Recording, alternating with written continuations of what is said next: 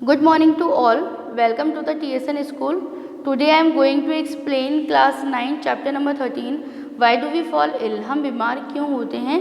और जो मेरा प्रीवियस वीडियो था उसमें मैंने आपको इसका इंट्रोडक्शन दिया था और हमने लास्ट जो स्टडी की थी वो यही थी कि टाइप ऑफ डिजीज़ कौन कौन से होते हैं। Then I were already explain to you कि 4 टाइप्स की डिजीज़ होती हैं, acute, chronic, then non infectious यानी कि नॉन कम्युनिकेबल, और फिर उसके बाद में है communicable disease. Let we start. First है acute disease, disease which lasts only for short period of time and does not have long term effect on health। ऐसी भी डिजीज़ जो कि कुछ समय के लिए होती हैं और बहुत लंबे समय तक हमारी हेल्थ को प्रभावित नहीं करती हैं, उन्हें हम एक्यूट डिजीज़ कहते हैं। जैसे कि कफ और कोल्ड एंड कॉमन कोल्ड, खांसी हो जाना या ज़ुकाम हो जाना, तो ये कुछ समय के लिए होती हैं और बहुत लंबे समय तक हमारी हेल्थ को इफ़ेक्ट नहीं करती हैं। इसके अलावा यहाँ पर दिया गया है, जैसे कि जो स्लाइड है उसमें आपको बताया गया है, टाइफाइड के बारे में बताया है कि इसकी क्या क्या सिम्टम्स होते हैं। फर्स्ट एब्डोमिनल क्रैम्प्स आ रहा है, यानी कि क्रैम्प्स होने लग जाते हैं एब्डोमिनल के अंदर। इसके अलावा हमें फीवर आ रहा है, वॉमिटिंग हो रही है। तो ये जो सिग्निफिकेंस होंगे वो किसके होते हैं? टाइफाइड के होते हैं। नेक्स्ट है जो हमारे पास नेक्स्ट डिजीज़ है वो है क्रॉनिक डिजीज़ है, disease which last for a long time and has long term drastic effect on health, जैसे कि एलिफेंटिसिस। तो कुछ ऐसी डिजीज़ होती है बेटा जो कि अगर हमें एक बार हो गया है तो बहुत लंबे समय तक उसका ट्रीटमेंट हमें लेना पड़ता है, उसका हमें इलाज करवाना पड़ता है, टाइम टू टाइम हमें डॉक्टर से कंसल्ट करना पड़ता है, पूरा जो मेडिसिन है वो हमें प्रॉपर्ली लेना होता है। तो इस तरह की जो डिजीज़ होती हैं उनको हम कहते हैं क्रोनिक डिजीज़। जैसे कि हाथी पाँव रोग, इसमें क्या होता है बेटा कि ये डिजीज़ होने के बाद में, जैसे कि आप स्लाइड के अंदर देख रहे हैं, जो पैर होते हैं वो एलिफेंट के पैर के जैसे होने लग जाते हैं और इसका जो ट्रीटमेंट है वो बहुत लॉन्ग टाइम तक चलता है। अब इसी से रिलेटेड जैसे कि ट्यूबरक्लोसिस हो गया हमें, तो उसमें भी ट्रीटमेंट जो है वो काफ़ी लंबे समय तक चलता है। जैसे टीबी के बारे में आपने सुना होगा, तो क्या होता है उसमें कि बहुत लंबे समय तक ये जो इसका इलाज है वो हमें लेना होता है। और जो हमारे लंग्स हैं वो इस डिज़ीज़ में बहुत ज़्यादा इफ़ेक्ट होने लग जाता है उनके ऊपर। नेक्स्ट है हमारे पास इन्फेक्शनस यानी कि communicable diseases which spread from an infected person to a healthy person through air, water, food, vectors, physical contact और सेक्सुअल कॉन्टैक्ट। ऐसी डिजीज़ जो कि अगर हमें है तो एयर या वाटर से, या कि जो मक्खी है, मच्छर है, इनके थ्रू किसी और को हो जाए या किसी और व्यक्ति को थी, लेकिन अब हम उनके पास में बैठे हैं तो वो डिज़ीज़ हमें हो गई है। तो इस तरह की जो डिज़ीज़ हैं उसे हम क्या कहते हैं? कम्युनिकेबल डिजीज़ कहते हैं। कौन कौन सी हैं? कॉमन कॉल्ड हो गया, chicken pox, measles, typhoid and the cholera, tuberculosis. तो ये इस तरह की जो डिज़ीज़ हैं वो कम्युनिकेबल डिजीज़ कहलाती हैं। नेक्स्ट है हमारे पास नॉन इन्फेक्शनस यानी कि नॉन कम्युनिकेबल डिजीज़। वो कौन कौन सी हो गई बेटा? ये हो गई बेरी, rickets, scurvy, night blindness, diabetes, cancer, high BP. ये नॉन कम्युनिकेबल है, यानी अगर किसी व्यक्ति को हो गई है तो आप उसके साथ बैठ के, चाहे आप खाना खाएं या आप उनके साथ वॉक पे जा रहे हैं या उन्होंने जो यूटेंसिल्स काम में लिए हैं आप उनका यूज़ कर रहे हैं, तो ये जो बीमारी है वो उनसे आपके अंदर स्प्रेड नहीं होगी। Diseases which are not spread from an infected person to a healthy person. फिर है कि क्या क्या रीज़न है, तो रीज़न ये है कि फर्स्ट तो पैथोजेंस के थ्रू भी हो सकता है ना, जैसे वायरस है, बैक्टीरिया है, फंगी है, इसके अलावा प्रोटोजोन्स हैं, तो इनके थ्रू भी डिजीज़ हो सकती है। जेनेटिक डिसऑर्डर अगर हो गए हैं उसकी वजह से भी हो सकता है। एनवायरमेंटल पोल्यूशन की वजह से भी हमें कोई बीमारी हो सकती है। इसके अलावा हमारा कोई बॉडी पार्ट जो है उसकी वजह से भी वो जो डिज़ीज़ है वो हो सकता है। पुअर हेल्थ, अगर हमारा जो स्वास्थ्य है वो पूरी तरीके से सही नहीं है, हम पौष्टिक भोजन नहीं ले रहे हैं, हम बैलेंस डाइट नहीं ले रहे हैं, तो भी हमें किसी भी तरह की जो उससे रिलेटेड जो बीमारी है वो हमें हो सकती हैं। नेक्स्ट है कि इन्फेक्शनस डिजीज़ के ऊपर स्टडी कर रहे हैं। The diseases which spread from one person to another easily are called the infectious diseases. एक व्यक्ति से दूसरे व्यक्ति के अंदर यदि बीमारी हो गई है तो उसे हम क्या कहेंगे, इन्फेक्शनस डिजीज़ कहेंगे। फॉर द एग्जाम्पल जैसे पैथोजेनस है the organism which cause disease and the vector the organism which spread the disease. तो अब इसकी हम लोग डिटेल स्टडी करेंगे।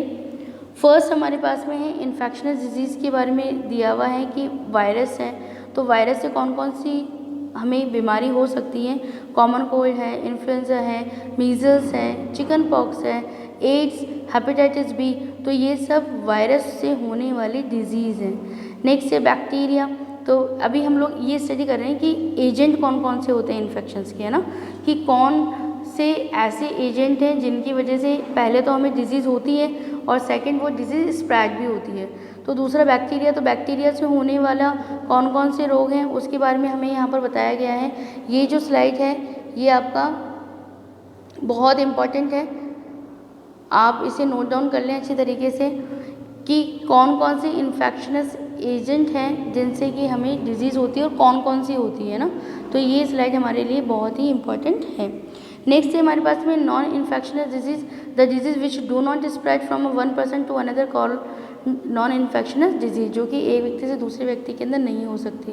तो diseases are the following types, कौन कौन सी हैं, डेफिशिएंसी डिजीज़ जैसे कि डायबिटीज़ हो गई, स्कर्वी हो गया, तो ये किसी एक व्यक्ति से दूसरे व्यक्ति के अंदर नहीं होगा। तो कॉज क्या है इसका, रीज़न क्या है इसका, है हार्मोन्स की कमी हो जाना या न्यूट्रिशंस की कमी हो जाना, उसकी वजह से होता है। दूसरा है allergic, when body is hyper sensitive, है ना, जब किसी की बॉडी की जो स्किन है वो बहुत सेंसिटिव हो जाती है, यानी कि जैसे हम धूप में गए तो धूप में से ही कि कोई ऐसे व्यक्ति होते हैं ना जिनको धूप से ही एलर्जी हो जाती है, तो उनकी पूरी स्किन के ऊपर जो जो पार्ट उनका ओपन रहता है तो उस पार्ट पे क्या हो जाता है बेटा, एलर्जी हो जाती है ना, दाने दाने हो जाते हैं या जो स्किन है वो रेड हो जाती है, तो ये होती है एलर्जी डिजीज़। इसके अलावा ऐसा भी हो सकता है कि किसी व्यक्ति को धूल से एलर्जी हो तो उसे हम क्या कहते हैं कि भाई इसको अस्थमा है, तो उन्हें जैसे ही वो धूल में जाएंगे तो क्या होगा कि बहुत तेज़ जो है उन्हें खांसी होने लग जाएगी या उन्हें छींक आने लग जाएगी। तो इस तरह की जो डिजीज़ होती है वो एलर्जिक डिजीज़ कहलाती है। फिर है कैंसर। कैंसर में क्या होता है बेटा कि जो सेल है वो बहुत अनलिमिटेड फॉर्म के अंदर डिवाइड होने लग जाती है। हम लोगों ने, मैंने आपको चैप्टर पहले स्टडी कराया ना, लेसन नंबर 5, तो उसमें हमने क्या स्टडी किया था बेटे कि जो सेल होती है वो डिवाइड होती है ना, तो दो तरह के हम लोगों ने वहाँ पढ़ा था, माइटोसिस मियोसिस के बारे में स्टडी किया था हमने। तो ऐसा होने लग जाता है कि सेल जो है वो अनकंडीशनल फॉर्म के अंदर बस डिवाइड होती जा रही है और उसके बाद में क्या होता है कि उनके गुच्छे बनने लग जाते हैं, जो सेल हैं उसके गुच्छे बनने लग जाते हैं। तो इस तरह की जो डिजीज़ होती है उसे हम क्या कहते हैं, कैंसर कहते हैं। फिर है मेंटल डिसऑर्डर। मेंटल डिसऑर्डर भी हो सकता है, भाई कोई डिप्रेशन के अंदर हो गया है तो उसे हम कहेंगे कि भाई इसको मेंटल डिसऑर्डर हो रहा है, तो फिर हम किसी ऐसे डॉक्टर से संपर्क करते हैं जो कि इसका इलाज कर सके। साइकेट्रिस्ट वगैरह से हम लोग मिलते हैं, तो मेंटल डिसऑर्डर भी होता है। एक है हमारा एडिक्शन। एडिक्शन का मतलब है कि कोई व्यक्ति किसी पर्टिकुलर थिंग के लिए बिल्कुल ऐसा हो जाता है कि उसे वो चाहिए, है ना, तो वो पूरी तरीके से उस पर डिपेंड हो जाता है, उसे लत लग जाती है, मतलब उसे चाहिए उस चीज़ को, वो उसे छोड़ नहीं पा रहा है। तो इस तरह की जो डिजीज़ जो होती है उसे हम कहते हैं कि भाई इसको एडिक्शन हो गया है, जैसे किसी को अल्कोहल का होता है या ड्रग का हो जाता है। फिर है आपका डिजनरेटिव है। इसमें क्या कह रहा है कि malfunctions of the important organs, जैसे कि हार्ट डिजीज़ है, किसी को हार्ट अटैक आ गया, तो हार्ट अटैक तो वो कंडीशन है जब हमारा बीपी या जो हमारा शुगर लेवल है वो बहुत ज़्यादा बढ़ गया। लेकिन कुछ ऐसे बेबी भी होते हैं जो जन्म के साथ में ही उनमें हार्ट से रिलेटेड प्रॉब्लम होती है। तो ये हम लोगों ने यहाँ पे टाइप्स देखे हैं कि कौन कौन सी डिजीज़ होती है। नेक्स्ट आगे चलते हैं हम लोग। इन्फेक्शनस एजेंट जो है उसकी पिक्चर्स मैंने आपको दी है, आपके बुक के अंदर भी ये जो पिक्चर्स हैं वो दी गई हैं। फर्स्ट यहाँ पे वायरस है, सेकंड देखिए रिंगवर्म जो होता है वो किस तरीके से होता है, रिंगवर्म दैट मीन्स दाद हो जाना, है ना। तो उसके अंदर ये इस तरीके से जो स्लाइड है वो मैंने शो करी है आपको। नेक्स्ट है कि बैक्टीरिया, तो बैक्टीरिया देखिए किस तरीके से दिखाई देता है। नेक्स्ट है आपके पास में ब्लैक फीवर, तो ब्लैक फीवर जिससे होता है तो वो किस तरीके से दिखाई देता है वो स्लाइड आपको दी गई है यहाँ पर। नेक्स्ट है एस्केरिस, देखिए तो एस्केरिस के अंदर मेल एंड फीमेल दो होते हैं अलग अलग, तो वो यहाँ पर दिखाए गए हैं। इसके बाद में है आपका कि किस तरीके से ये स्प्रेड होती है ना, जो डिजीज़ हैं वो किस तरीके से स्प्रेड होती हैं, तो एयर के थ्रू, तो यहाँ पर मैंने डिजीज़ के नेम भी दिए हैं कि कौन सी एयर के थ्रू होती है। नेक्स्ट है वाटर, वाटर के थ्रू कौन कौन सा हो सकता है। नेक्स्ट कि वेक्टर, वेक्टर दैट मीन्स बेटा मक्खी मच्छर के थ्रू कौन कौन सी हो रही है, तो मच्छर से हम देते हैं, मॉस्किटो से हम देखते हैं कि मलेरिया, डेंगू या येलो फीवर, है ना। और फ्लाई से हमें, फ्लाई से कौन कौन सी हो सकती है, टाइफाइड हो सकता है, ट्यूबरक्लोसिस हो सकता है, डायरिया हो सकता है। तो इस तरह की जो डिजीज़ है वो वेक्टर के थ्रू होती है। नेक्स्ट है हमारे पास में थ्रू सेक्सुअल कॉन्टैक्ट, तो इसकी हम लोग ब्रीफली स्टडी करेंगे कि बाय सेक्सुअल कॉन्टैक्ट कौन कौन सी डिजीज़ हो सकती हैं। तो फर्स्ट यहाँ पे दिया है एड्स के बारे में हम लोग पूरी स्टडी करेंगे। AIDS virus can also spread through blood transfusion, अगर हम किसी ऐसे व्यक्ति का ब्लड किसी व्यक्ति को एड्स है, अगर उसका जो ब्लड है वो किसी नॉर्मल व्यक्ति को यदि हम दे देते हैं तो क्या हो जाएगा कि उसको तो एड्स है और जो स्वस्थ व्यक्ति है उसको भी एड्स हो जाएगा। From infected mother to her baby during the pregnancy and also through the breast feeding, यदि मम्मा को एड्स है, किसी की मदर को अगर एड्स है तो जो उसका होने वाला बेबी है 100% चांसेस होते हैं उस केस के अंदर कि जो होने वाला बेबी है उसको भी एड्स हो जाए। तो कैसे, एक तो जो ब्रेस्ट फीडिंग कराते हैं तो ब्रेस्ट फीडिंग के थ्रू भी एड्स होने के चांसेस हो जाते हैं। नेक्स्ट है कि contact that do not spread AIDS, अब ऐसा कौन कौन सा, मतलब ये तो अभी हम लोगों ने देखा कि भाई जो बेबी है उसको मदर से होने के चांसेस हैं, या मान लीजिए कि किसी स्वस्थ व्यक्ति के अंदर किसी एड्स जिस व्यक्ति को था उसका ब्लड हम लोगों ने उसको दे दिया है तो भी ऐसा हो सकता है। लेकिन कौन सी ऐसे रीजंस हैं जिसकी वजह से कौन से ऐसे पॉइंट्स हैं जिसकी वजह से एड्स स्प्रेड नहीं होता। तो फर्स्ट है AIDS is not a contagious disease and it does not spread by casual contact such as, तो किस किस से नहीं होता, शेकिंग हैंड्स, फर्स्ट क्या है शेकिंग हैंड्स, देन अ कफिंग, अगर आप किसी से हाथ मिला रहे हैं तो नहीं होगा, यदि जिस व्यक्ति को एड्स है अगर वो खांस रहा है तो आपको नहीं होगा, आप उससे गले मिल रहे हैं तो नहीं होगा, आप उसके साथ खाना खा रहे हैं तो नहीं होगा, आप उसकी बर्तन यूज़ कर रहे हैं तो भी नहीं होगा, ठीक है। अगर वो स्विमिंग पूल का यूज़ कर रहा है वो व्यक्ति और अगर आप भी उसी का यूज़ कर रहे हैं तो भी आपको नहीं होगा। तो यहाँ पर ये बताया गया है कि वो कौन कौन सी बातें हैं जिसकी वजह से किसी व्यक्ति को यदि एड्स है तो उस सेकंड व्यक्ति को, नेक्स्ट व्यक्ति को नहीं होगा। फिर है प्रिंसिपल्स ऑफ ट्रीटमेंट, ट्रीटमेंट के प्रिंसिपल क्या क्या होते हैं। Treatment of the infection disease consist of 2 steps, 2 हैं कि पहला तो हम जिस वजह से हमें वो बीमारी हो गई है हम उसे ख़त्म करें, और दूसरा जो माइक्रोब्स जिसकी वजह से वो है हम उसको किल करें। तो to reduce the effect of the disease क्या क्या करना चाहिए, this can be done by taking medicine to bring down the effect of the disease like a fever, pain and the loose motion. अगर किसी व्यक्ति को फीवर, पेन या loose motion है तो डॉक्टर ने जो हमें मेडिसिन दिया है हमें उसे लेना है, ओके। और उसके बाद में to kill the microbes, this can be done by taking suitable antibiotics and drugs. देखिए जैसे बेटा जब किसी को मलेरिया हो जाता है तो उसमें 2 टाइप्स की उसके पास में जो मेडिसिन है वो चलती जाती हैं। फर्स्ट जो उसके सिम्टम्स हैं उसको कम करें, और सेकंड जिस वजह से प्लाज्मोडियम से होता है तो प्लाज्मोडियम को हमारी बॉडी के अंदर से ख़त्म करें। तो इस तरीके से 2 पार्ट के अंदर जो मेडिसिन हैं वो वर्क करती हैं, ओके। नेक्स्ट है प्रिंसिपल ऑफ प्रिवेंशन, कि बीमारी से बचाव किस तरीके से हो सकता है तो 2 हैं, जनरल वे और स्पेसिफिक वे। तो यहाँ पर जनरल वे और स्पेसिफिक वे आपको दिए हुए हैं बेटा। जनरल वे कौन कौन से हैं, पब्लिक हाइजीन, तो हम जो है स्वस्थ आदतों का पालन करें। इसके अलावा सेकंड है कि प्रॉपर एंड सफिशिएंट फूड, जो मैंने पहले भी आपको बताया है, प्रीवियस वीडियो में बताया कि पौष्टिक आहार का लेना बहुत ज़रूरी होता है।